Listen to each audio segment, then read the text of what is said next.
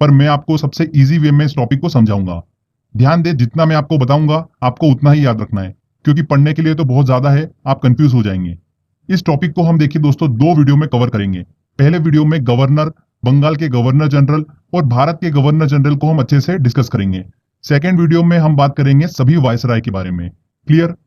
Video start करने से पहले एक एडवाइस देता हूं, आप गवर्नर, गवर्नर जनरल या वायसराय के नाम याद करने पे फोकस मत करिएगा, उनके काम से उनका नाम याद करने की कोशिश करिएगा। ओके? क्योंकि एग्जाम में उनके समय काल में हुई एक्टिविटी से संबंधित क्वेश्चन पूछे जाते हैं, ये आप चीज ध्यान रखिएगा। देखिए फ्रेंड्स, मैं आपको थोड़ा इजी कर देता हूं, किन किन गवर्नर, बंगाल के गवर्नर जनरल या भारत के गवर्नर जनरल पर आपको सबसे ज्यादा फोकस करना है। मैं आपको नाम बता देता हूं। Robert Clive, Warren Hasting, Cornwallis, Wellesley, Lord Hastings, William Bentinck, Metcalfe, Dalhousie और कैनिंग, इन नामों पर आपको सबसे ज्यादा फोकस करना है। ठीक है? इनके समय काल में हुई एक्टिविटी आपको अच्छे से समझना है। देखिए फ्रेंड्स, पहली बार अगर आप इस टॉपिक को पढ़ रहे हो तो थोड़ा आपके लिए डिफिकल्ट जरूर होगा, पर इस लेक्चर को आप अगर 3 से 4 बार अच्छे से देख लेंगे और क्वेश्चन आंसर टेस्ट की प्रैक्टिस कर लेंगे तो आपके लिए टॉपिक बहुत ही ईजी हो जाएगा। देखिए, स्टोरी स्टार्ट होती है 1600 ईस्वी से। अंग्रेजों ने भारत के साथ व्यापार करने के उद्देश्य से ईस्ट इंडिया कंपनी की स्थापना करी थी। कब करी थी? 1600 ईस्वी में। और उस समय दिल्ली पर मुगल बादशाह जहांगीर का शासनकाल हुआ करता था। ब्रिटिश ईस्ट इंडिया कंपनी ने भारत में व्यापार करने के लिए जहांगीर से अनुमति मांगी और जहांगीर ने उनको अनुमति दे दी और अंग्रेजों ने भारत में व्यापार करना क्या कर दिया? शुरू कर दिया। आगे चलकर 1757 में ब्रिटिश लोगों ने बंगाल पर आक्रमण किया, जो कि आप सभी को पता ही है, प्लासी के युद्ध के नाम से जाना जाता है वो युद्ध। इस तरह से अंग्रेजों ने अपना शासन क्या करा? बंगाल पर भी स्थापित कर लिया। यह युद्ध ब्रिटिश सरकार ने रॉबर्ट क्लाइव के नेतृत्व में लड़ा था, इसलिए ब्रिटिश ईस्ट इंडिया कंपनी के भारत में संचालन करने हेतु बंगाल का पहला गवर्नर किसको बना दिया? रॉबर्ट क्लाइव को बना दिया। तो भारत में नियुक्त होने वाला बंगाल का पहला गवर्नर कौन बना दोस्तों? रॉबर्ट क्लाइव बना। वर्ड को ध्यान से समझिएगा, मैंने बोला है बंगाल का पहला गवर्नर। ओके? कौन था? रॉबर्ट क्लाइव था।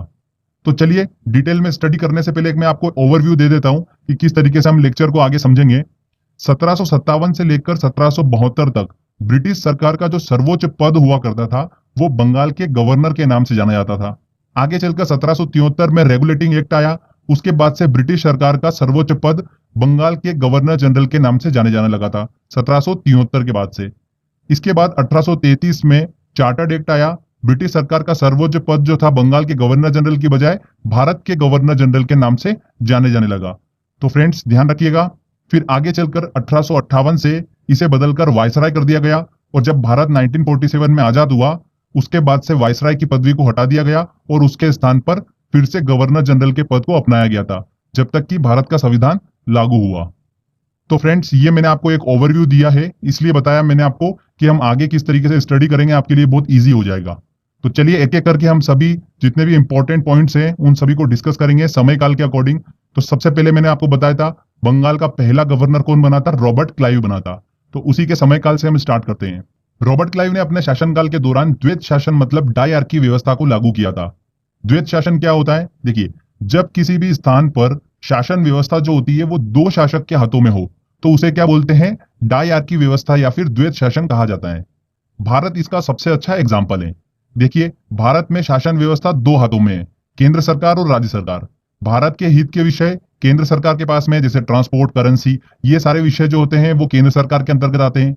स्वास्थ्य, पुलिस, शिक्षा, ये सभी विषय जो है ये राज्य सरकार के अधीन आते हैं।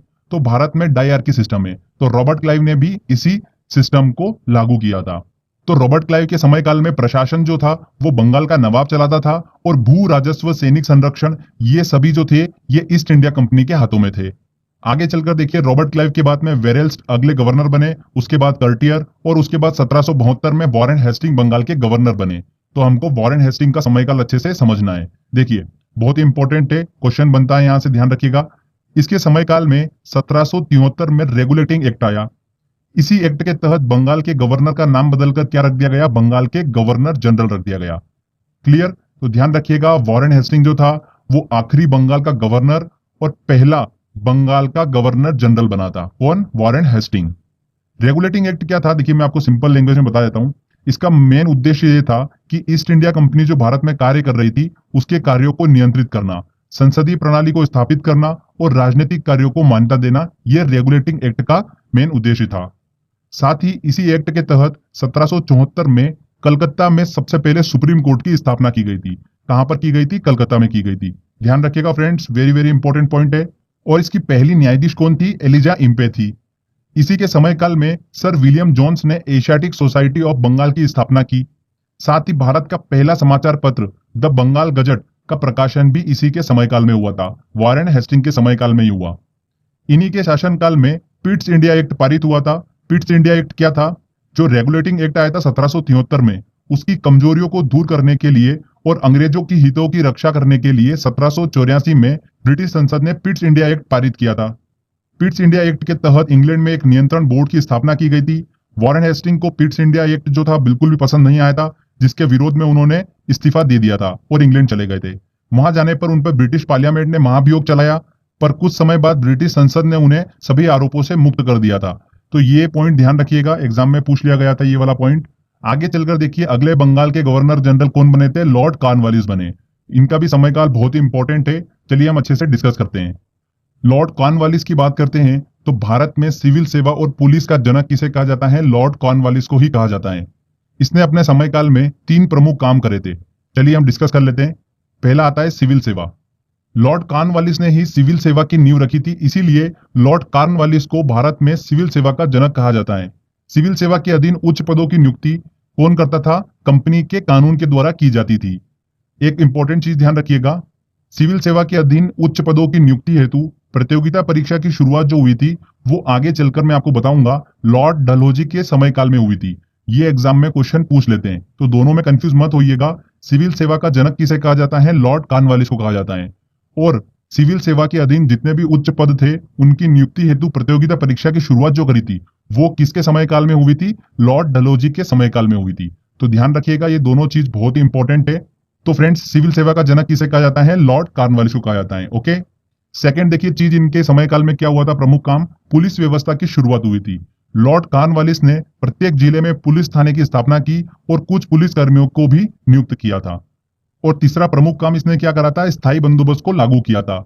इसने 1793 में बंगाल, बिहार, उड़ीसा में भूमि कर योजना को लागू किया था, जिसके तहत क्या होता था? जमींदारों को भू राजस्व का 90% भाग कंपनी को देना होता था और 10% भाग जो था भू राजस्व का वो अपने पास रखना होता था। इस योजना को किसने बनाया था? स्थायी बंदोबस्त योजना को सर जॉन शोर ने बनाया था। एक इंपॉर्टेंट पॉइंट और ध्यान रखिएगा, लॉर्ड कॉर्नवालिस ने अपने समयकाल में टीपू सुल्तान के साथ में श्रीरंगपट्टनम की संधि भी की थी। श्रीरंगपट्टनम जो जगह है ये मैसूर से 9 किलोमीटर दूर कावेरी नदी के टापू पर स्थित है। कॉर्नवालिस ने इस किले की क्या करी थी? घेराबंदी करवाई थी। उस समय पर इस किले पर राज कौन करता था? हैदर अली और उसका पुत्र टीपू सुल्तान इस पर राज किया करते थे, शासन किया करते थे। 1792 ईस्वी में इस घेराबंदी का अंत जो हुआ था वो अंग्रेजों के साथ एक संधि कर हुआ था। तो संधि जो हुई थी वो टीपू सुल्तान और कॉर्नवालिस के बीच में हुई थी और यही संधि क्या कहलाई थी? श्रीरंगपट्टनम की संधि कहलाई थी। तो ध्यान रखिएगा, श्रीरंगपट्टनम की संधि जो थी वो लॉर्ड कॉर्नवालिस के समयकाल में हुई थी। इसी के साथ में तीसरा जो एंग्लो मैसूर युद्ध था वो समाप्त हुआ था। अब ये एंग्लो मैसूर युद्ध क्या है ये मैं आपको आगे समझाने वाला हूँ। लॉर्ड कॉर्नवालिस के बाद में देखिए अगला गवर्नर जनरल कौन बना था? सर जॉन शोर बने थे। 1793 से लेकर 98 तक इनका समयकाल चला। इनके समयकाल में सिर्फ एक ही चीज आपको ध्यान रखनी है, खारदा का युद्ध हुआ था। ठीक है, और खारदा का युद्ध जो हुआ था ये मराठों और निजाम के बीच में हुआ था। इसको याद रखने का एक तरीका मैं आपको बता देता हूँ। देखिए खारदा में देखिए वर्ड जो आ रहा है स्टार्टिंग का खर खर, ठीक है, और खर खर की आवाज जो होती है उससे क्या होता है? शोर होता है हमेशा, तो उससे आप इसको इजिली याद रख सकते हैं। ठीक है, तो खारदा का युद्ध जब भी आएगा तो खरखर साउंड आपको वहां पर दिमाग में आएगा और खरखर से क्या होता है? शोर होता है। तो सर जॉन शोर के समयकाल में खारदा का युद्ध हुआ था मराठों और निजाम के बीच में। इसके बाद में बंगाल के अगले गवर्नर जनरल कौन बने थे? लॉर्ड वेलेजली बने। इनका समयकाल भी बहुत ही इंपॉर्टेंट है, यहां से भी एग्जाम में क्वेश्चन बन जाता है। देखिए लॉर्ड वेलेजली के समयकाल की बात करते हैं तो इसे बंगाल के शेर के नाम से जाना जाता था। इनके समयकाल में जो प्रमुख घटनाएं हुई वो कौन कौन सी थी? सायक संधि प्रणाली, बसिन की संधि, चौथा एंग्लो मैसूर युद्ध और इन्होंने प्रेस पर प्रतिबंध लगाया था। तो ये 4 प्रमुख घटनाएं थी। एक एक करके चलिए सबको हम अच्छे से समझते हैं। लॉर्ड वेलेजली ने भारत में फ्रांसीसियों के भय को समाप्त करने हेतु सायक संधि प्रणाली की शुरुआत करी थी। अगर बात करते हैं कि भारत में सबसे पहले सायक संधि प्रणाली की शुरुआत किसने करी थी, तो वो किसने करी थी? फ्रांसीसी गवर्नर डुप्ले ने करी थी।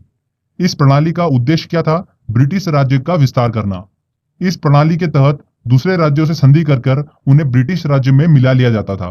ध्यान रखिएगा, सबसे पहले हैदराबाद के शासक ने इस संधि को स्वीकार किया था। किस शासक ने? हैदराबाद के शासक ने। आगे देखिए, सेकेंड इंपॉर्टेंट एक्टिविटी क्या हुई थी? बसीन की संधि हुई थी। बसीन की संधि अंग्रेजों और मराठा पेशवा बाजीराव के बीच में हुई थी। तो बसीन की संधि का संबंध भी किससे है? लॉर्ड वेलेजली के समयकाल से है। आगे देखिए, चौथा एंग्लो मैसूर युद्ध जो हुआ था 1799 में, वो भी इसी के समयकाल में हुआ था, लॉर्ड वेलेजली के समयकाल में ही हुआ था।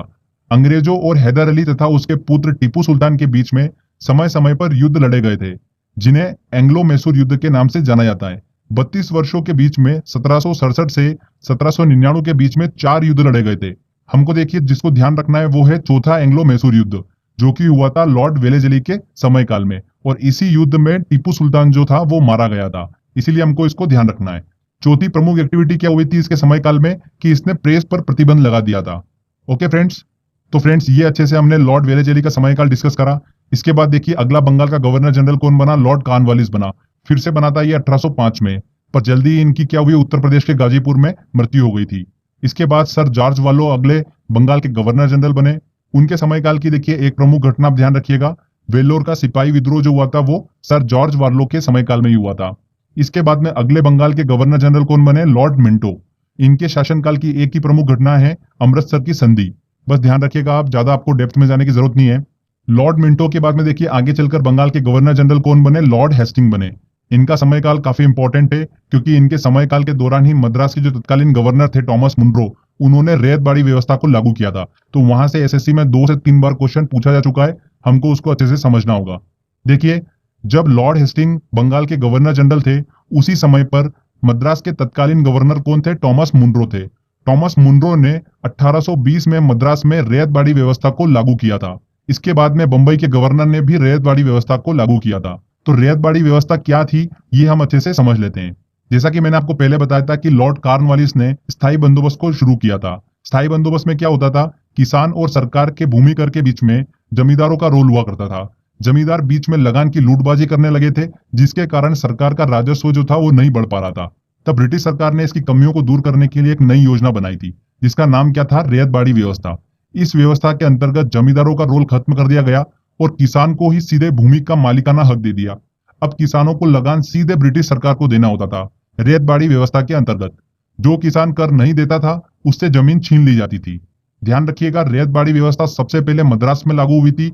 मद्रास के किस जगह पर? बारामहल में शुरू हुई थी। इसके बाद देखिए अगले गवर्नर जनरल कौन बने बंगाल के? लॉर्ड एमहर्स्ट बने। इनका समयकाल इतना इंपॉर्टेंट नहीं है, आपको ध्यान देने की जरूरत नहीं है। उसके बाद देखिए फिर अगले गवर्नर जनरल कौन बने बंगाल के? William Bentinck. ये बहुत ही इंपॉर्टेंट है। 1828 से लेकर 1835 तक इनका समयकाल चला। इनके समयकाल के दौरान ही 1833 में चार्टर्ड एक्ट आया। चार्टर्ड एक्ट के तहत बंगाल का गवर्नर जनरल जो था अब भारत का गवर्नर जनरल कहलाने लगा। तो ध्यान रखिएगा, विलियम बेंटिक भारत का पहला गवर्नर जनरल बना था।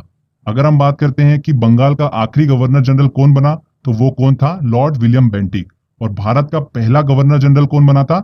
वो बना था लॉर्ड विलियम बेंटिक। ठीक है, अब देखिए इनके समयकाल में आपके लिए थोड़ा सा इजी बना देता हूं। एक ट्रिक से देखिएगा, बेंटिक का नाम जो था वो क्या स्पष्ट कर रहा है? बैन। बैन मतलब किसी चीज पर बैन लगा देना। तो जितनी भी गलत गलत चीजें थी, लॉर्ड विलियम बेंटिक ने उन पर सब पर बैन लगा दिया और अच्छी अच्छी चीजों की शुरुआत करी थी। जैसे राजा राम मोहन राय के साथ मिलकर सती प्रथा को समाप्त कर दिया, उस पर बैन लगा दिया। ठगी प्रथा पर बैन लगा दिया, मतलब उसको समाप्त कर दिया। सभी गलत चीजों पर बैन लगा दिया, मतलब बंद कर दिया। इसीलिए इनके समयकाल में कोई भी युद्ध नहीं हुआ था। ध्यान रखिएगा, इनका समयकाल शांति का समयकाल कहलाता है। अगर आपसे एग्जाम में कोई युद्ध से रिलेटेड क्वेश्चन पूछ ले, तो ये तो आपको क्लियर हो चुका है कि लॉर्ड विलियम बेंटिक के समयकाल में कोई भी युद्ध नहीं हुआ था। तो अगर ऑप्शन में आता है तो इसको बिल्कुल मत लगाइएगा। अगर अच्छे काम की बात करते हैं तो 1835 में इन्होंने कलकत्ता में मेडिकल कॉलेज की स्थापना की। अंग्रेजी लैंग्वेज को भारत में उच्च शिक्षा का माध्यम बनाया। ये एग्जाम में क्वेश्चन पूछा गया था।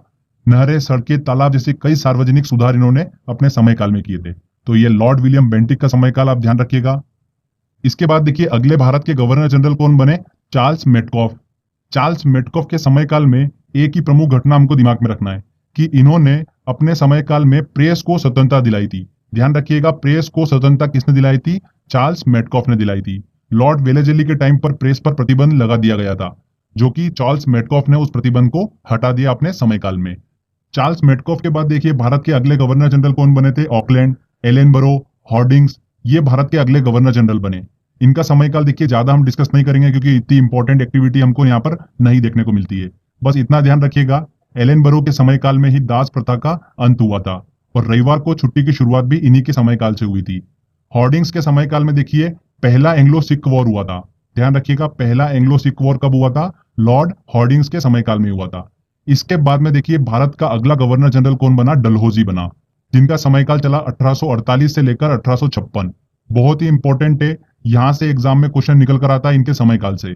लॉर्ड डलहौजी की बात करते हैं तो इन्हें ही आधुनिक भारत के निर्माता के रूप में जाना जाता है। देखिए कौन कौन सी प्रमुख घटनाएं हुई इनके समयकाल में, चलिए डिस्कस करते हैं। रेलवे का विकास हुआ। पहली रेल डलहौजी के शासनकाल में ही 1853 में बंबई से ठाणे के बीच में चली थी। संचार प्रणाली का विकास भी इन्हीं के समयकाल में हुआ। पहली संचार सेवा जो थी वो आगरा और कलकत्ता के बीच में शुरू हुई थी। 1854 में देखिए इनके समयकाल में ही डाकघर अधिनियम पास हुआ था, जिसके तहत पहली बार डाक टिकटों का प्रचलन शुरू हुआ था। आगे देखिए, सिविल सेवा के अधीन पदों की नियुक्ति जो होती थी पहले वो कंपनी के कानून के द्वारा होती थी, पर डलहौजी ने इस सिस्टम को चेंज कर दिया और सिविल सेवा के अधीन पदों की नियुक्ति हेतु प्रतियोगिता परीक्षा की शुरुआत करी थी इन्होंने। ध्यान रखिएगा, लॉर्ड डलहौजी ने ही प्रतियोगिता परीक्षा की शुरुआत करी थी। पहले भारतीय आईएएस की बात करते हैं तो कौन बने थे? सत्येंद्र नाथ टैगोर बने थे। 1863 में पहले भारतीय आईएएस बने थे सत्येंद्र नाथ टैगोर। लॉर्ड डलहौजी ने अपने शासनकाल में व्यपगत का सिद्धांत, जिसे बोल सकते हैं हम कि हड़प नीति, उसकी शुरुआत करी थी, जिसे इंग्लिश में क्या बोला जाता है? Doctrine of lapse. Very very important है, यहां से एग्जाम में क्वेश्चन पूछा गया था। लॉर्ड डलहौजी ने इस नीति को ब्रिटिश साम्राज्य का विस्तार करने के उद्देश्य से लागू किया था। इस नीति में देखिए क्या होता था, वे राज्य जिनका कोई भी उत्तराधिकारी नहीं है, ठीक है, उनसे शासन जो था वो छीनकर ब्रिटिश राज्य में मिला लिया जाता था। हड़प नीति के तहत ब्रिटिश राज्य में विलय होने वाला पहला राज्य जो था वो कौन सा था? सतारा था। ध्यान रखिएगा, सतारा पहला राज्य था जो हड़प नीति मतलब व्यपगत का सिद्धांत डॉक्ट्रिन ऑफ लैप्स के तहत ब्रिटिश राज्य में मिलाया गया था। आगे चलकर जयपुर, संबलपुर, उदयपुर, झांसी, इन राज्यों को हड़प नीति के तहत ब्रिटिश राज्य में मिला लिया गया। तो ये लॉर्ड डलहौजी का शासनकाल हमने अच्छे से डिस्कस करा।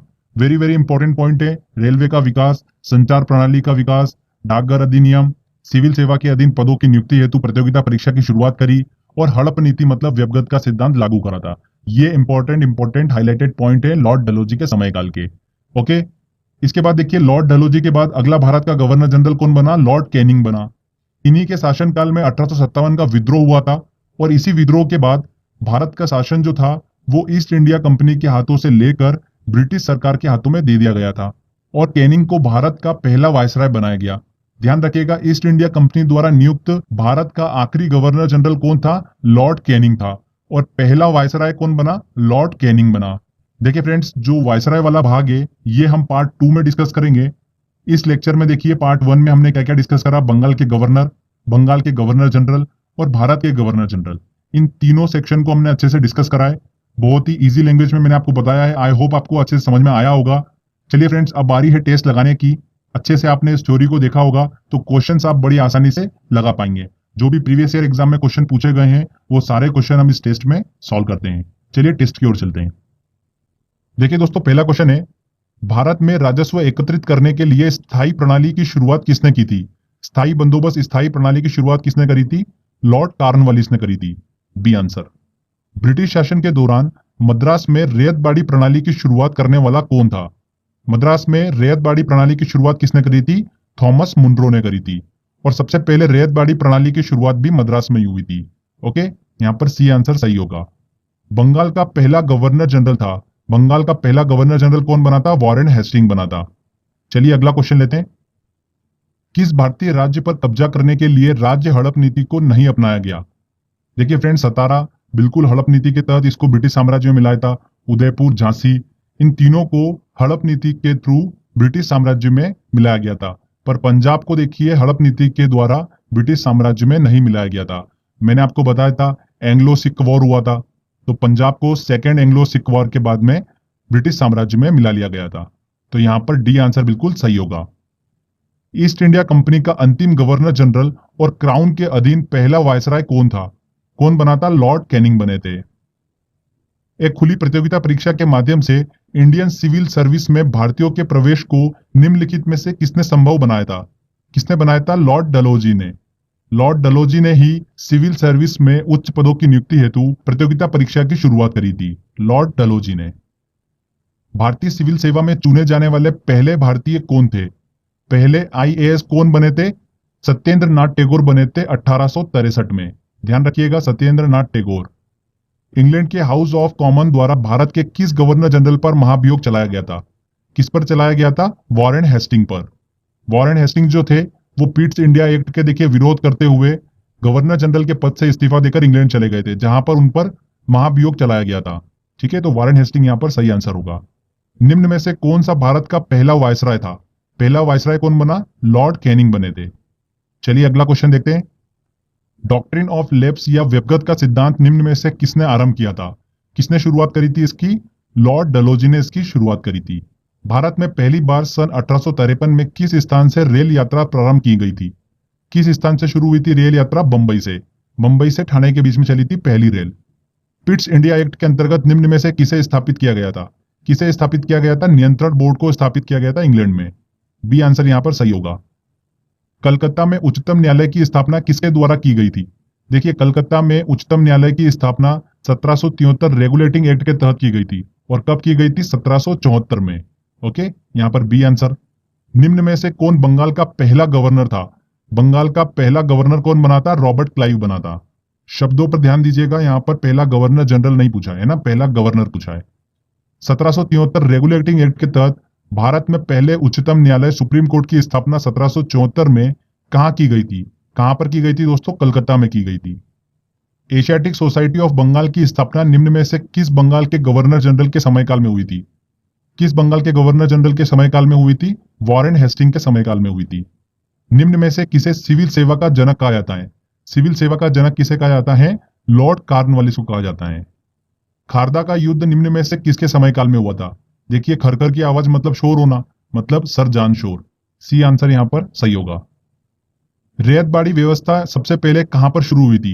रैयतबाड़ी व्यवस्था सबसे पहले कहां पर शुरू हुई थी? मद्रास में शुरू हुई थी। निम्न में से किस भारत के गवर्नर जनरल ने राजा राम मोहन राय के साथ मिलकर सती प्रथा का अंत किया था? किसने करा था? देखिए, सती प्रथा पर बैन लगाना, ठीक है, ठगी प्रथा पर बैन लगाना, मतलब बैन वर्ड आपको समझ में आ रहा होगा। तो देखिए यहां पर बेंटिक, बेंटिक साउंड आ रहा है ना, तो lord William Bentinck. C answer यहां पर सही होगा। निम्न में से किसने अंग्रेजी को भारत में उच्च शिक्षा का माध्यम बनाया? किसने बनाया था? लॉर्ड विलियम बेंटिक ने। C answer. किस भारत के गवर्नर जनरल ने प्रेस को स्वतंत्रता दिलाई थी? देखिए, प्रेस को स्वतंत्रता किसने दिलाई थी? मेटकॉफ ने दिलाई थी। चार्ल्स मेटकॉफ ने प्रेस को स्वतंत्रता दिलाई थी। टीपू सुल्तान चौथे एंग्लो मैसूर युद्ध में मारा गया। यह युद्ध किस बंगाल के गवर्नर जनरल के समयकाल में हुआ था? चौथा एंग्लो मैसूर युद्ध देखिए किसके समयकाल में हुआ था? लॉर्ड वेलेजली के समयकाल में हुआ था। वेरी वेरी इंपॉर्टेंट क्वेश्चन है ये। निम्न में से कौन 1857 के विद्रोह के समय भारत के गवर्नर जनरल के रूप में कार्यरत थे? कौन कार्यरत थे? Lord Canning. लॉर्ड कैनिंग के समयकाल में ही 1857 का विद्रोह हुआ था। हड़प्पा नीति डॉक्ट्रिन ऑफ लेप्स के तहत ब्रिटिश राज्य में विलय होने वाला पहला राज्य कौन सा था? पहला राज्य कौन सा था? सतारा। निम्न में से किस भारत के गवर्नर जनरल के शासनकाल में रेलवे और संचार प्रणाली की शुरुआत हुई थी? किसके शासनकाल में हुई थी? लॉर्ड डलहौजी के शासनकाल में। लॉर्ड वेलेजली के द्वारा शुरू सहायक संधि प्रणाली को निम्न में से किस स्थान के शासक ने सबसे पहले स्वीकारा था? किस स्थान के शासक ने? हैदराबाद के शासक ने सबसे पहले सहायक संधि प्रणाली को स्वीकारा था। श्रीरंगपट्टनम की संधि टीपू सुल्तान और किसके बीच में हुई थी? श्रीरंगपट्टनम की संधि जो थी वो टीपू सुल्तान और कॉर्नवालिस के बीच में हुई थी। B answer. निम्न में से किसे आधुनिक भारत के निर्माता के रूप में जाना जाता है? किसे जाना जाता है आधुनिक भारत के निर्माता के रूप में? लॉर्ड डलहौजी को। डी आंसर यहां पर सही होगा। तो फ्रेंड्स देखिए, यहां पर हमारा ये पहला पार्ट कंप्लीट होता है। आई होप आपने सारे अच्छे से क्वेश्चन सॉल्व कर लिए होंगे। तो इस वीडियो को अच्छे से 2-3 बार देख लीजिए और टेस्ट की प्रैक्टिस भी कर लीजिए। टेस्ट लगाने के लिए जो लिंक है वो मैंने डिस्क्रिप्शन बॉक्स में दे रखी है, आप वहां से टेस्ट लगा सकते हैं। साथ ही फेसबुक पेज पे भी आपको टेस्ट का लिंक मिल जाएगा। तो अच्छे से प्रैक्टिस करिए। ये हमारा पहला पार्ट कंप्लीट होता है जिसमें बंगाल के गवर्नर जनरल, भारत के गवर्नर जनरल को हमने अच्छे से डिस्कस कराए। इसके पार्ट 2 में हम डिस्कस करेंगे भारत के सभी वायसराय को। तो मेहनत करते रहिए, सफलता आपको जरूर मिलेगी। आई होप दोस्तों आपको ये वीडियो काफी पसंद आया होगा। अगर आपको वीडियो अच्छा लगा है तो प्लीज जल्दी से वीडियो को लाइक करिए, शेयर करिए और कमेंट करके जरूर बताइए कि वीडियो कैसा लगा। अगर आपने अभी तक चैनल को सब्सक्राइब नहीं करा है तो सब्सक्राइब भी कर लीजिए, क्योंकि इस तरीके के जब भी वीडियो मैं अपलोड करूंगा आपको उसका बेनिफिट मिलता रहेगा। तो फ्रेंड्स, मिलते हैं अगले वीडियो में। जय हिंद, जय भारत।